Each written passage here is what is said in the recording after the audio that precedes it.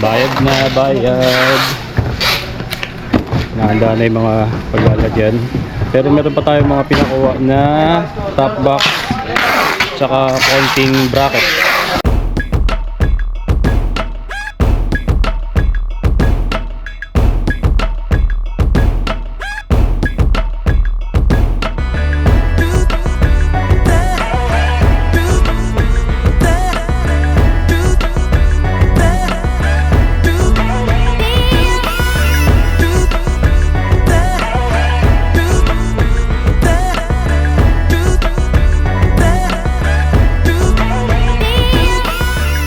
What's going on mga kamambo? It's your boy Rico again, nagbabalik. At for today's video, natutuwa ako na ibahagi sa inyo na nagkaroon tayo ng konting blessing. Kaya naman babalik tayo sa isa nating supplier na na-feature na natin dati, at tayo ay mamimili ulit ng mga stocks para sa ating munting tindahan. At ipapakita ko sa inyo kung gaano karami ang mabibili ng 100,000 pesos worth of motorcycle parts and accessories sa wholesale price. So ano pang hinihintay natin? Tara, biyahe muna tayo at pupunta tayo sa RHM 13 branch.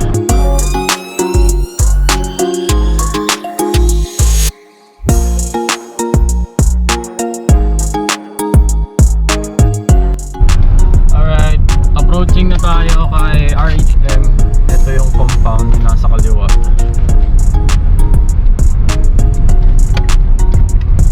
Ayan. So pasok na muna tayo. Okay guys, andito na tayo ulit, kaso may mga certain areas na may sounds. So siguro ipapakita ko na lang sa inyo yung mga items na dadamputin ko. Medyo halong excitement at kaba kasi ngayon na lang ulit ako makakapamili dito, kasi nga struggle talaga nung the past 2025. Ngayon lang tayo sinuwerte ulit na nagkaroon ng budget, at yun nga, worth 100k siya. So ayun, papakita ko na lang sa inyo yung mga items na makukuha natin dito. Yung ibang part kasi may nagsasounds ay makaka-copyright tayo. So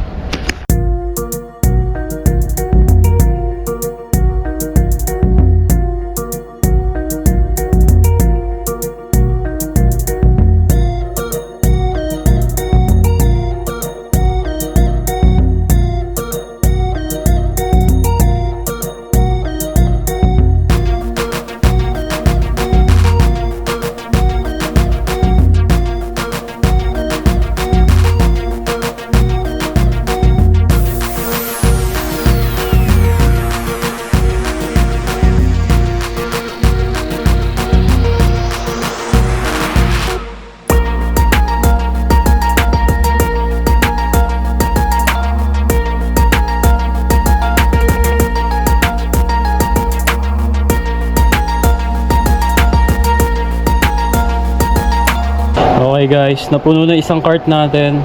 Tapos tinatrack ko yung mga kinukuha natin. Nasa 19,900. Puro oils, pero hindi pa tayo tapos. Kuha tayo ng panibagong cart.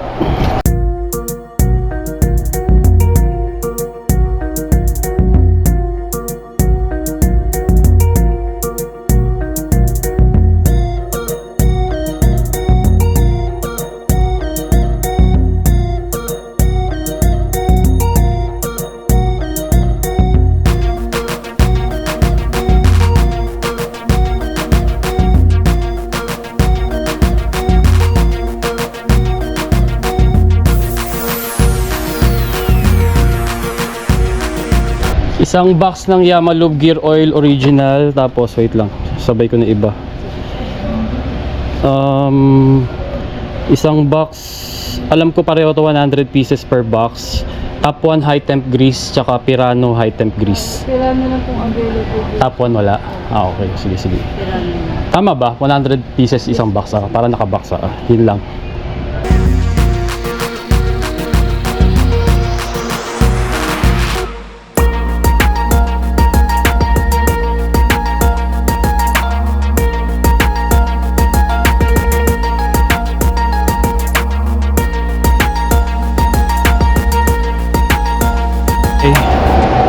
Pangalawang cart puno na. Tingnan natin kung magkano na. 28,140. Ganyan ang itsura. So puro langis pa rin tayo.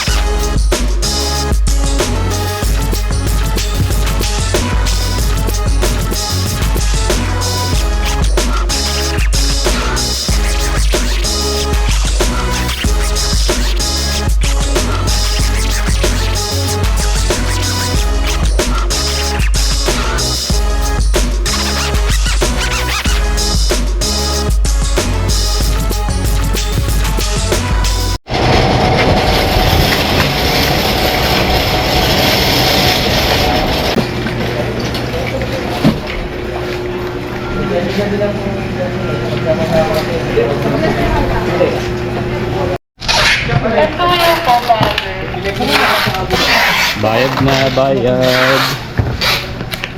Nahanda na yung mga paglalagyan. Pero meron pa tayong mga pinakuha na top box tsaka konting bracket. Tagal-tagal pa to. Hindi ko lang sure kung kakasya kayo sa akin dito. Kasi marami-rami rin yan. Malalaman mamaya pagkatapos ibalot lahat. So yan. Actually, hindi pa yan umabot kasi maraming kulang.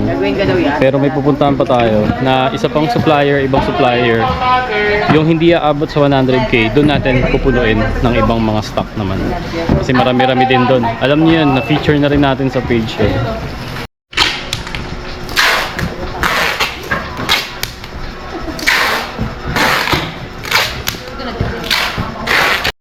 Okay, so ito na yung mga langis, mga konting accessories. Ayun pa pala, yun na lang, last na yan mga oil filter, mga side mirror, andito na. Ito pa, 6 na pirasong top box. Tapos Raven bracket, isa na lang, wala na. Ito pa pala, bracket ng NMAX, tapos M3 yun na sa baba.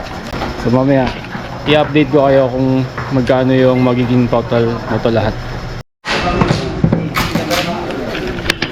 Ang maganda dito guys, pagdating sa mga items na medyo sensitive, katulad ng mga side mirror, sine-check nila yan pa isa-isa kung merong basag. Kung meron man, pinapalitan. Tapos ganun din sa mga top box bracket, sine-check yan isa-isa. Titingnan kung may gas-gas para kung meron man papalitan para sure ball na yung ibibigay sa'yo talagang matino ang kondisyon. So ang final na total natin ay 73,476.01. So ito yan lahat. So proceed na muna tayo sa payment.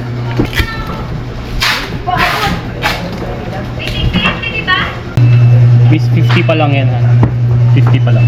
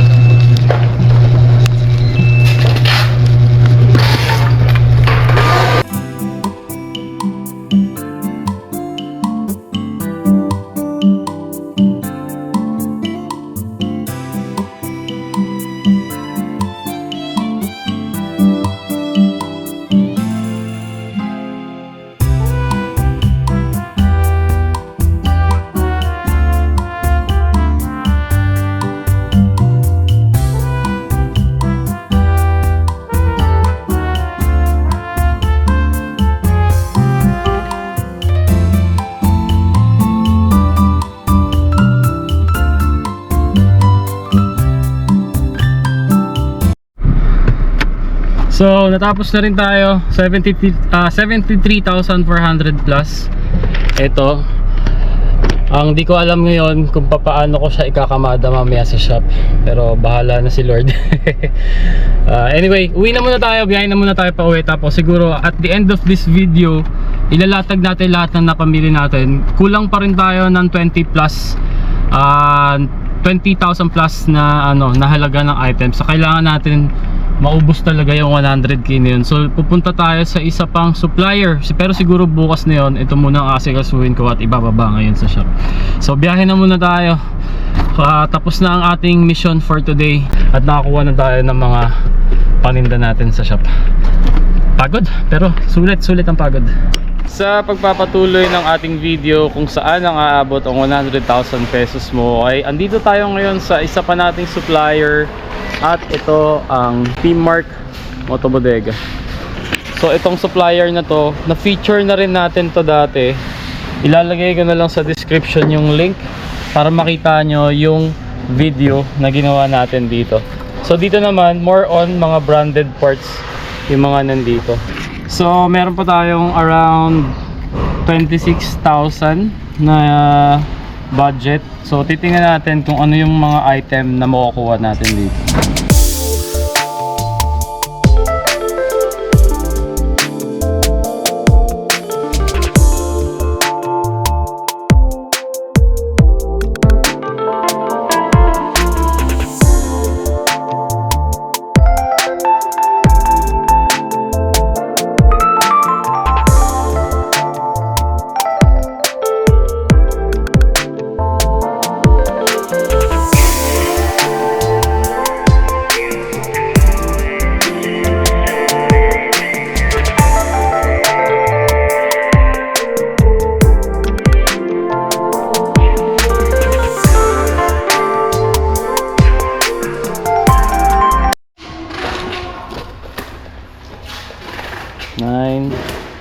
10. 1, 2, 3, 4, 5. 1, 2, 3, 4, 5, 6, 7, 8, 9, 10. Okay. Okay na ako. Yes. So, ang budget natin ay around 26,350. Tapos ngayon nakaka 25,920 na tayo. Maraming kulang-kulang sa mga gusto kong pamilhin. Kaya ito lang yung mga nakuha natin. Phyto brake shoe, konting DSK na mini driving light. Ano ba to? A3 series pang clip. Clutch lining, Aerox NMAX, M3 clip, dual contact, gear oil, brake pad, Racing Boy brake pad pang click, Motowolf V3, tapos mangilan-ngilan na mga Bosch na busina, FC2 saka EC6. Yan lang. Sa hindi pala nakakaalam kung ano to. Ayan. Ito ay passing light switch. Pwede to sa mga underbone tsaka sa mga Mio, Aerox. So magbubutas lang, meron ka ng passing light switch. Ayan. Ano lang yan, pinipress lang. Para kapag mag-high beam ka ng mabilisan, ganun. Yan yung ginagamit sa mga walang built-in na passing light button. So magpapa-resibo na muna tayo. Tapos ganun ulit, same routine, drop sa shop, tapos uwi muna natin sa sasakyan. Let's go. Galing oh. Yung pang scan nila ng barcode wireless, ngayon lang ako nakakita niyan. Iba-iba ka bin, ibang-iba ka.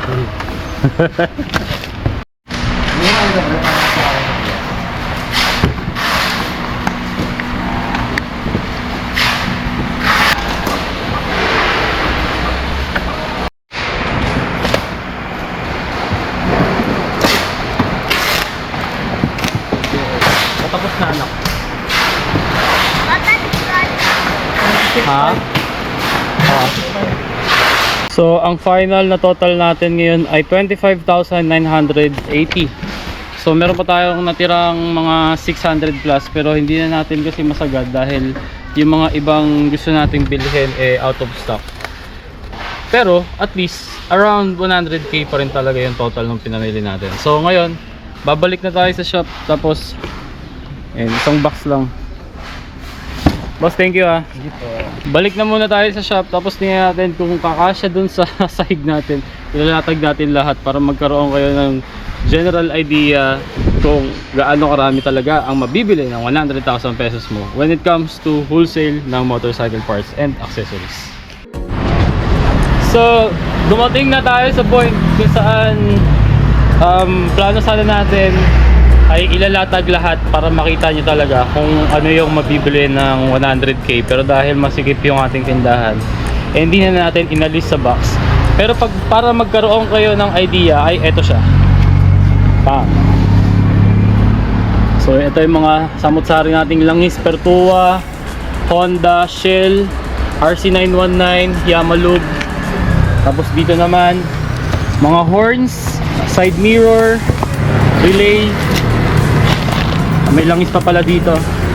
Ito mga oil filter, may mga horns din sa ilalim. May mga side mirror pa dito sa ilalim. Ito pala yung mga horns. Ito pa yung mga additional na binili natin kanina dun sa isang supplier natin. Tapos Motowolf, meron din tayong konting mga mini driving light. Tapos meron din tayo dyan sa ilalim RCB shocks pang click. Tapos yung ating 6 na piraso na top box. Ayan, sa mga langis natin. Marami-rami rin. Brackets, 2 NMAX, isang click, may 2 M3 pa doon. Hindi ko na maabot kasi hinarang ko na dito. Ayan, marami-rami rin. At the end of the day kasi, depende pa rin ang magiging dami sa mga type ng items na kukunin mo. Like for example, kapag ganito na puro langis, magkano lang naman ang langis? Nasa 200 plus, 300 plus ang wholesale. So marami ka talaga mabibili. Samantalang kapag puro top box ang binili mo, marami siya tingnan dahil bulky. Tapos kapag puro panggilid naman ang binili mo, dahil mahal ang panggilid, ilang set lang, papalo ka na kagad ng 100k. So ito, dahil small items lang yung mga pinamili natin, eh medyo marami-rami tayong nakuha. So ayan po, sana nagkaroon kayo ng general idea sa budget at ganito rin yung mga bibili nyo, yung mga langis, mga fast moving, mga gear oil, mga filter, side mirror. Yan kasi ang fast moving dito. So ayan, 100,000 pesos. Kinapos lang tayo ng around 500 to 600, pero at least super lapit pa rin, di ba? So ngayon, ang magiging challenge na naman ay kung paano ko to ikakamada doon. Kasi ito may oil rack pa tayo dito na puro alikabok na, lilinisin ko muna. Tapos meron pa tayo isang oil rack na dedicated sa RC919, pero sa susunod na video na yun. So ayun naman po, salamat kung umabot kayo sa punto ng video na ito. Kita-kits tayo sa next ride, next camping, o kung ano mang ganap natin sa buhay. Ride safe, drive safe, peace.